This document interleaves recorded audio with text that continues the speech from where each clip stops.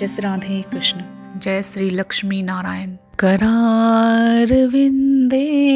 न पदारविंदम मुखारविंदे विनिवेशयन्तं वटसपत्रसपुटे शयानं बालं मुकुन्दं मनसा स्मरामि। श्रीकृष्ण गोविन्द हरे मुरारी, हे नाथ नारायण वासुदेव।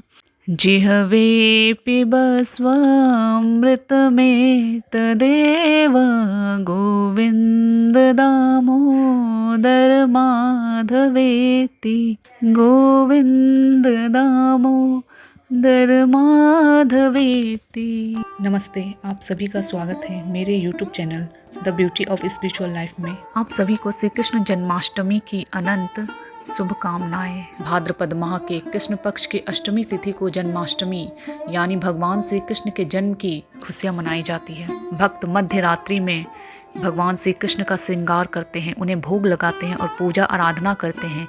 इसी के साथ भगवान श्री कृष्ण के जन्म की कथा सुनते हैं। मान्यता है कि भगवान श्री कृष्ण जन्म की यह अद्भुत कथा सुनने मात्र से ही समस्त पापों का नाश हो जाता है। एक समय की बात है, बहुत पहले की बात है।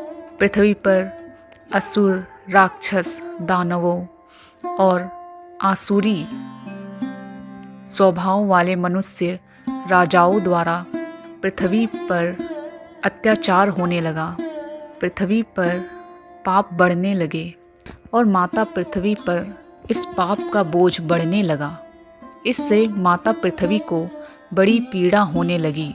इस बात से दुखी होकर माता पृथ्वी अपने इसी दुख के कारण इस समाधान के लिए रोती बिलखती हुई गौ का रूप धारण कर ब्रह्मलोक भगवान श्री ब्रह्मा जी के पास पहुंची। माता पृथ्वी का शरीर कांप रहा था। वहां पहुंचकर माता पृथ्वी ने सब वृत्तांत कह सुनाया और उनसे इसके समाधान की प्रार्थना करने लगी।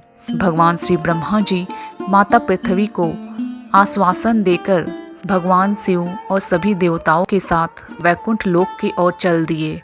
वैकुंठ लोक पहुंचकर भगवान श्री हरि नारायण भगवान विष्णु को सभी देवी देवताओं, श्री ब्रह्मा जी, भगवान शिव जी ने प्रणाम किया और उनसे पृथ्वी पर बढ़ रहे पापों और माता पृथ्वी पर हो रहे अत्याचार और उनकी समस्या के बारे में भगवान श्री विष्णु जी को बताया। इस पर भगवान श्री विष्णु जी कहने लगे कि पृथ्वी देवी और आप सभी की इस समस्या का समाधान भगवान श्री कृष्ण ही कर सकते हैं। आप सभी को उनके परम धाम गोलोक धाम में जाना चाहिए। यह सुनकर सभी को आश्चर्य हुआ। भगवान श्री ब्रह्मा जी ने कहा कि भगवान, हमें तो पता ही नहीं था कि इस लोक के अलावा और भी कोई लोक है। अगर ऐसा है तो आप हमें भगवान श्री कृष्ण के उस परम धाम गोलोक धाम को ले चलिए। ऐसा कहते हुए भगवान श्री विष्णु जी, भगवान शिव जी, भगवान श्री ब्रह्मा जी और सभी देवता भगवान श्री कृष्ण के परम धाम गोलोक को पहुँचे। वहाँ पहुँचकर सबने भगवान श्री कृष्ण को प्रणाम किया और उनसे माता पृथ्वी की समस्या के बारे में बताया। यह सुनकर भगवान श्री कृष्ण जी ने सभी को आश्वासन दिया कि वे जल्द ही द्वापर युग में माता देवकी और श्री वसुदेव जी के पुत्र के रूप में प्रकट होंगे और दुष्टों का नाश कर धर्म की स्थापना करेंगे और पृथ्वी देवी का भार उतारेंगे। और ऐसा कहकर भगवान श्री कृष्ण ने सभी से कहा कि आप सभी अपने अंशों और देवियों के साथ द्वापर युग में इस लीला को करने के लिए आप सब भी अवतार धारण करेंगे। ऐसा सुनकर भगवान श्री कृष्ण से आश्वासन पाकर सभी अपने लोक को चले गए। द्वापर युग की बात है। उन दिनों मथुरा में उग्रसेन नाम के राजा हुए, लेकिन स्वभाव से वह सीधे साधे थे। यही वजह थी कि उनके पुत्र कंस ने ही उनका राज्य हड़प लिया और स्वयं मथुरा का राजा बन बैठा। कंस की एक बहन थी जिसका नाम था देवकी। कंस उससे बहुत स्नेह करता था। माता देवकी का विवाह श्री वसुदेव जी से तय हुआ तो विवाह संपन्न होने के बाद कंस स्वयं ही रथ हाँकते हुए अपनी बहन माता देवकी को ससुराल छोड़ने के लिए गए। जब वह अपनी बहन को छोड़ने के लिए जा रहा था, तभी एक आकाशवाणी हुई, हे कंस, जिस बहन को तू इतने प्रेम से विदा करने स्वयं ही जा रहा है, उसी बहन का 8वां पुत्र तेरा काल बनेगा। यह सुनते ही कंस क्रोधित हो गया और माता देवकी और श्री वसुदेव जी को मारने के लिए जैसे ही आगे बढ़ा, श्री वसुदेव जी ने कहा, रुको कंस, तुम देवकी को कोई नुकसान ना पहुंचाओ, मैं स्वयं ही तुम्हें देवकी की 8वीं संतान को सौंप दूंगा। इसके बाद कंस ने श्री वसुदेव जी और माता देवकी को मारने के बजाय कारागार में डाल दिया। कारागार में ही माता देवकी ने अपनी 6 संतानों को जन्म दिया और कंस ने सभी को एक एक करके मार दिया। इसके बाद माता देवकी जब 7वीं बार गर्भवती हुई तो माता देवकी के 7वें संतान के रूप में उनके गर्भ में स्वयं भगवान शेषनाग अनंत जी थे। भगवान श्री हरि ने भगवान शेषनाग की रक्षा के लिए उन्हें माता देवकी के गर्भ से खींचकर ब्रज में रह रही नंद बाबा के घर में श्री वसुदेव जी की पत्नी माता रोहिणी के गर्भ में स्थापित कर दिया। इस तरह माता देवकी के गर्भ से खींचकर माता रोहिणी के गर्भ में आने के कारण भगवान शेषनाग अनंत जी का एक नाम संकर्षण भी पड़ा।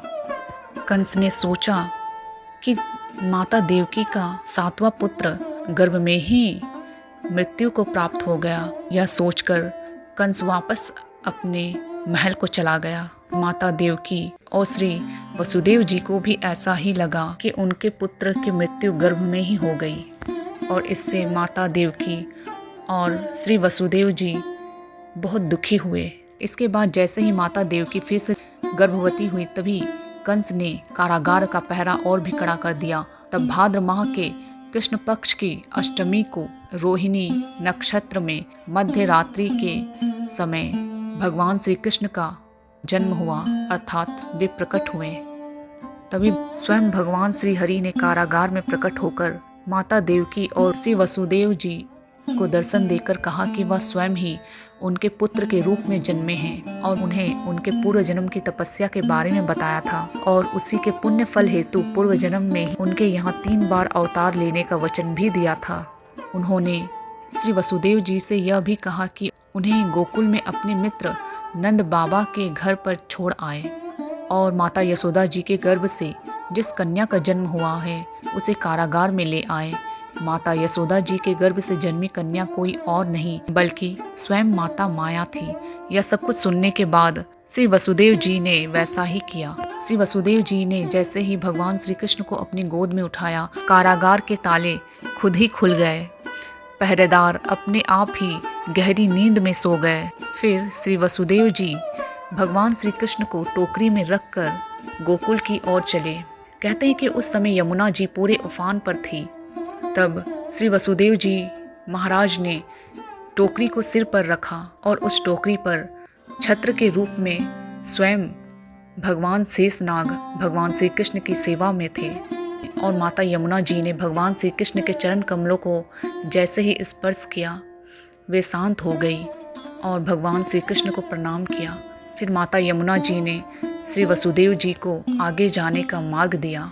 माता यमुना जी को पार करके श्री वसुदेव जी नंद बाबा के घर पहुँचे। वहाँ भगवान श्री कृष्ण को माता यशोदा जी के पास रखकर वहाँ से कन्या को लेकर मथुरा कारागार में वापस लौट आए। जब कंस को माता देवकी की 8वीं संतान के बारे में पता चला तो वह कारागार पहुँचा। वहाँ उसने माता देवकी और श्री वसुदेव जी से उसकी 8वीं संतान के बारे में पूछा तो उसने देखा कि यह तो कन्या है। उसने कहा कि तुम्हारी 8वीं संतान तो पुत्र होनी चाहिए थी, ये कन्या कैसे? तब वसुदेव जी ने कहा कि हम सत्य कह रहे हैं, यह 8वीं संतान हमारी कन्या ही हुई है। फिर भी वह क्रूर कंस उस कन्या को माता देवकी और श्री वसुदेव जी से छीनकर जमीन पर पटकने ही लगा कि वह माया रूपी कन्या आसमान में पहुंचकर बोली, रे मूर्ख, मुझे मारने से कुछ नहीं होगा। तेरा काल तो पहले से ही गोकुल पहुंच चुका है और वह जल्द ही तेरा अंत करेगा। इसके बाद वह माता माया रूपी कन्या अंतर्ध्यान हो गई। इसके बाद कंस ने गोकुल में जन्मे नवजातों का पता लगवाया। जब माता यशोदा के लाला भगवान श्री कृष्ण का पता चला तो उसे मारने के लिए कई प्रयास किए, कई राक्षसों को भी भेजा, लेकिन कोई भी उस बालक भगवान श्री कृष्ण को हानि नहीं पहुंचा पाया। तो कंस को यह एहसास हो गया कि नंद बाबा का बालक ही श्री वसुदेव जी और माता देवकी की 8वीं संतान है। वृंदावन में जाने पर भी उस क्रूर कंस ने भगवान श्री कृष्ण को मारने के कई प्रयास किए, कई राक्षसों को भेजा, किंतु फिर भी वह असफल रहा। थोड़े बड़े होकर भगवान श्री कृष्ण ने कंस का अंत किया, कंस का वध किया और अपने माता पिता और नाना को कंस के कारागार से मुक्त किया। इस तरह जो भी यह कथा पढ़ता या सुनता है उसके समस्त पापों का नाश होता है। तो ये थी भगवान श्री कृष्ण के पावन जन्म दिवस, प्रकट दिवस, जन्माष्टमी की कथा। मिलते हैं अगले वीडियो में। आप सभी का धन्यवाद। जय श्री लक्ष्मी नारायण। जय श्री राधे कृष्ण।